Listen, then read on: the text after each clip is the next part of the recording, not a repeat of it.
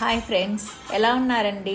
ఈరోజు మనం కాంచీపురంలో ఉన్నటువంటి ఏకాంబరేశ్వర స్వామి గురించి తెలుసుకుందామండి.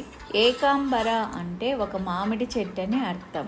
మామిడి చెట్టు కింద పార్వతీదేవి సైకతలింగాన్ని తయారు చేసి పూజించినది కనుక ఏకాంబరేశ్వరుడుగా పిలుస్తారు స్వామిని. ఒకప్పుడు పల్లవులు, చోళులు, విజయనగర రాజులు కాంచీపురాన్ని పాలించారు. ఒకానొకప్పుడు ఈ స్థలాన్ని మహాశ్మశానం, రుద్రకోటి, కైలాస, ఏకాంబర, శివకంచి అనే 5 పేర్లతో పిలిచేవారట. ఏకాంబరేశ్వర ఆలయం ఉన్న ప్లేస్ను ప్రస్తుతం శివకంచిగా పిలుస్తున్నారు. ఆలయ రాజగోపురం చాలా అందంగా నిర్మించారు. 20 ఎకరాల విస్తీర్ణంలో ఉంది మందిరం. 4 వైపులా గాలి గోపురాలున్నాయి. కృతయుగం నాటిది మందిరం. మోక్షపురం అంటేనే కంచి. మన పూర్వీకులు, మునులు, రాజులు ఆలయాలను విశ్వశక్తి కేంద్రాలుగా డిజైన్ చేసి నిర్మించారు. అందులో ఒకటి ఏకాంబరేశ్వర ఆలయం. యూనివర్స్ లో గాలి, నీరు, భూమి, అగ్ని, ఆకాశం అనే పంచభూతాలు ఉన్నాయి. అవి మన శరీరాల్లో కూడా ఈ 5 ఎలిమెంట్స్ ఉన్నాయి.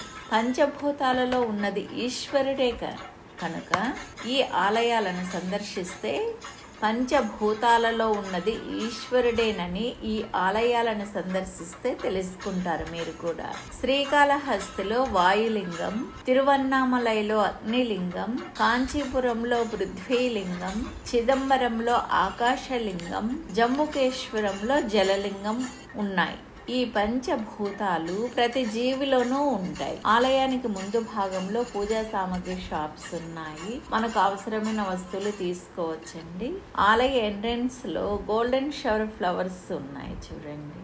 స్తంభాలపైన ఉన్న శిల్ప సంపదని వీక్షించండి. 3500 సంవత్సరాల వయస్సున్న మామిడి చెట్టుని ఇక్కడ భద్రపరిచారు గుడిలో.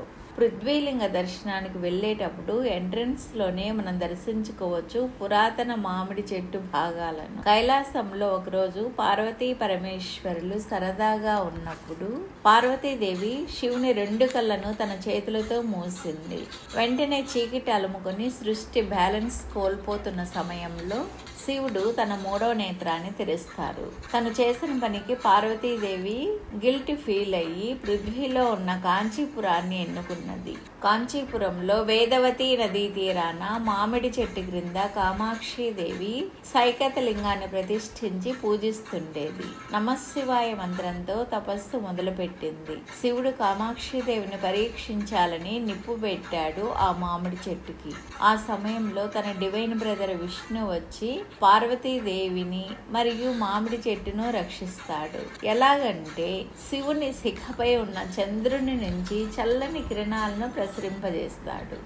శివుడు అక్కడితో ఆగకుండా వరదను సృష్టిస్తాడు. అప్పుడు కామాక్షిదేవి ఆ వరద నీటిలో పృథ్వీలింగం పాడవకుండా తన 2 చేతులతో దగ్గరకు తీసుకుని కాపాడుతుంది. శివుడు వెంటనే ప్రత్యక్షమయ్యి వివాహం చేసుకుంటాడు. కాంచీపురంలోని సీక్రెట్ ఏంటంటే ఇప్పటికే మనం పృథ్వీలింగం పైన ఉన్న బ్యాంగిల్స్ మార్క్స్ ను గమనించవచ్చు. వేదవతి నదీ తీరాన మామిడి చెట్టు కింద కామాక్షిదేవి తన స్వహస్తాలతో చేసి పూజించిన పృథ్వీలింగంను దర్శించవచ్చు. 3500 సంవత్సరాల స్థల వృక్షమైన మామిడి చెట్టుకి 4 కొమ్మలుండేవట. ఒక్కొక్క కొమ్మకు ఒక్క సువాసన వచ్చేదట ఆ మామిడి పండ్లలో. ఈ మామిడి చెట్టుకు 4 వైపులా 4 కొమ్మలుండేవి. వాటిని 4 వేదాలుగా సూచిస్తారు. పృథ్వీ అంటే భూమి. మన శరీరంలో మూలాధార చక్రం వెన్నెముకకు బేస్ లాగా ఉంటుంది కింద.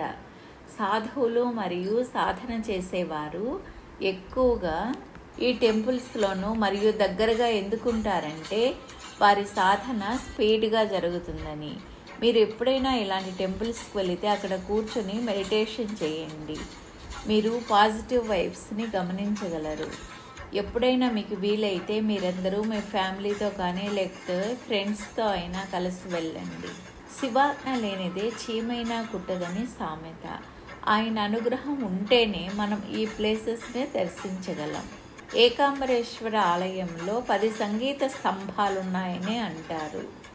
ఇక్కడ ఇంకొక విశేషం ఏంటంటే మార్చి నుంచి ఏప్రిల్ ఎండయ్యే లోపల ఈ మధ్యలో సూర్యకిరణాలు పృథ్వీలింగం పైన పడతాయట. కంచిని టెంపుల్స్ ఆఫ్ సిటీగా పిలుస్తారు, ఎందుకంటే 1000 టెంపుల్స్ పైగా ఉన్నాయట.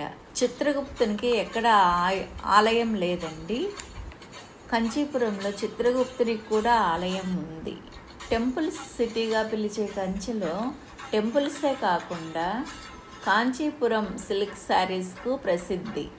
500 చీర దగ్గర నుంచి 5 లక్షల వరకు మన స్టేటస్ని బట్టి మనము ఎన్నుకోవచ్చండి శారీస్. కాంచీపురంలో ఇంకొక విశేషం ఏంటంటే 13 సంవత్సరాల ముందు నిర్మింపబడిన రత్నం అనే పేరుతో కైలాసనాథ మందిరము ఉంది. ఆ మందిరంలోని శిల్ప సంపద చాలా బ్యూటిఫుల్గా ఉంటుందట.